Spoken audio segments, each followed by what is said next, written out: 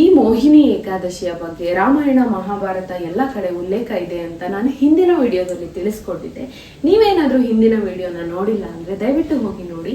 ಲಿಂಕ್ನ ನಾನು ಡಿಸ್ಕ್ರಿಪ್ಷನ್ನಲ್ಲಿ ಹಾಕಿದ್ದೀನಿ. ರಾಮಾಯಣದಲ್ಲಿ ಶ್ರೀರಾಮರಿಗೆ ಋಷಿ ವಶಿಷ್ಠ ಅನ್ನೋರು ಒಂದು ಕಥೆನ ಹೇಳ್ತಾರೆ ಈ ಮೋಹಿನಿ ಏಕಾದಶಿಯ ಬಗ್ಗೆ. ಏನಪ್ಪಾ ಅಂದ್ರೆ ಭದ್ರಾವತಿ ಅನ್ನುವಂತಹ ಒಂದು ಪ್ರದೇಶದಲ್ಲಿ ರಾಜ ದ್ಯುತಿಮನ್ ಅನ್ನುವಂತಹ ಒಬ್ಬ ರಾಜನಿರ್ತಾನೆ. ಅವನಿಗೆ 5 ಜನ ಮಕ್ಕಳಿರ್ತಾರೆ. ಅವನ ಕೊನೆಯ ಮಗನ ಹೆಸರು ದೃಷ್ಟಿ ಬುದ್ಧಿ. ಇವನ ಹೆಸರೇ ಸೂಚಿಸೋ ಹಾಗೆ ಇವನಿಗೆ ಸ್ವಲ್ಪ ದುಷ್ಟ ಬುದ್ಧಿಗಳು ಸ್ವಲ್ಪ ಜಾಸ್ತಿ ಇರ್ತಾವಂತೆ. ಯಾವ ಥರ ಅಂದರೆ ಕುಡಿಯೋದು, ಆಮೇಲೆ ಮಾಂಸಾಹಾರ ಸೇವನೆ, ಮದ್ಯಪಾನ ಸೇವನೆ, ಆಮೇಲೆ ಕ್ರೂರತನ ಎಲ್ಲ ತುಂಬ ಜಾಸ್ತಿ ಇರೋದಂತೆ. ಇವನಿಗೂ ಅಂದರೆ ದ್ಯುತಿಮನ್ ರಾಜನಿಗೆ ಮಗನ ಹೇಗಾದರೂ ಮಾಡಿ ಸರಿದಾರಿಗೆ ತರಬೇಕು ಅನ್ನೋಂತಹ ಒಂದು ಮನಸ್ಥಿತಿ ಇರುತ್ತೆ. ಆದರೆ ಆ ಮನಸ್ಥಿತಿಗೂ ಮೀರಿ ಅವನು ವರ್ತನೆಯನ್ನು ಮಾಡೋಕ್ಕೆ ಶುರು ಮಾಡಿದಂತಹ ಸಂದರ್ಭದಲ್ಲಿ ಏನು ಮಾಡ್ತಾರೆ ಅಂದರೆ ಅವನನ್ನ ರಾಜ್ಯದಿಂದ ಹೊರಗೆ ಹಾಕ್ಬಿಡ್ತಾರೆ. ಅವನಿಗೆ ನೀನು ಇಲ್ಲಿ ಇರೋಕೆ ಯೋಗ್ಯನಲ್ಲ ನೀನು ಅಂತ ಹೇಳ್ಬಿಟ್ಟು ಅಟ್ಬಿಡ್ತಾರೆ. ಅಲ್ಲಿಗೆ ಹೋದಾಗ್ಲೂ ಸಹ ಅವನೇನ್ ಮಾಡ್ತಾನೆ ಅಂದ್ರೆ ಚೆನ್ನಾಗಿರೋ ಪಕ್ಷಿ ಪ್ರಾಣಿಗಳನ್ನ ಕಿತ್ತು ತಿನ್ನೋದು, ಮನುಷ್ಯರನ್ನು ಕೂಡ ಅವನು ಸಾಯಿಸಿ ತಿನ್ನೋದು ಎಲ್ಲ ಮಾಡ್ತಾ ಇರ್ತಾನೆ.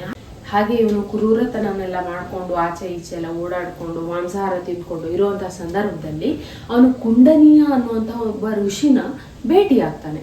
ಭೇಟಿಯಾದಂಥ ಸಂದರ್ಭದಲ್ಲಿ ಆ ಋಷಿ ಮುನಿಗಳು ಇವನಿಗೆ ಏನು ಹೇಳ್ತಾರೆ ಅಂದರೆ, ನೋಡು ನೀನು ಈ ಏಕಾದಶಿನ ಮಾಡು, ನಿನಗಾಗಿರುವಂತಹ ಎಲ್ಲ ಕರ್ಮಗಳು, ಎಲ್ಲ ಕಷ್ಟಗಳು, ಎಲ್ಲ ಈ ಥರ ಕ್ರೂರತನಗಳು ಎಲ್ಲ ನಿನಗೆ ಕಡಿಮೆ ಆಗುತ್ತೆ, ನೀನು ಮೋಹಿನಿ ಏಕಾದಶಿನ ಮಾಡು ಅಂತ ಅವನಿಗೆ ಹೇಳ್ತಾರೆ. ದೃಷ್ಟಿ ಬುದ್ಧಿ ಏನು ಮಾಡ್ತಾನೆ ಅಂದರೆ, ಕುಂಡನೀಯ ಋಷಿಮುನಿಗಳು ಸೂಚಿಸಿದ ಹಾಗೆ ಅವನು ಶ್ರೀಮನ್ ನಾರಾಯಣನನ್ನು ಕುರಿತುಬಿಟ್ಟು ತಪಾಸಣೆ ಮಾಡೋಕ್ಕೆ ಶುರು ಮಾಡಿಬಿಡ್ತಾನೆ.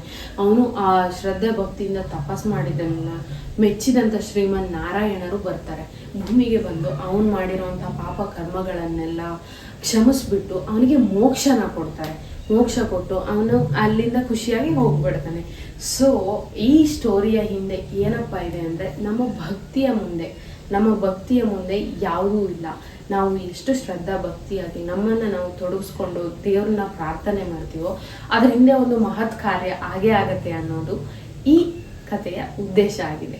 ಹೋಪ್ ನಿಮಗೆಲ್ಲ ಈ ವಿಡಿಯೋ ಇಷ್ಟ ಆಗುತ್ತೆ ಅಂತ ನಾನು ಭಾವಿಸಿದ್ದೀನಿ. ಇದೇ ಥರ ವಿಡಿಯೋಸ್ ಬೇಕು ಅಂದರೆ ನನಗೆ ಕಮೆಂಟ್ ಬಾಕ್ಸಲ್ಲಿ ಕಮೆಂಟ್ ಮಾಡಿ ತಿಳಿಸಿ. ನಾನು ಮುಂದೆ ಅಂದರೆ ಇನ್ನೊಂದು ವಿಡಿಯೋ ಜೊತೆಗೆ ನಾನು ಮತ್ತೊಂದು ಹೊಸ ಕಥೆ ಜೊತೆಗೆ ನಾನು ನಿಮ್ಮ ಮುಂದೆ ಬರ್ತೀನಿ. ಅಲ್ಲಿವರೆಗೂ ಟೇಕ್ ಕೇರ್, ಬಾಯ್ ಬಾಯ್.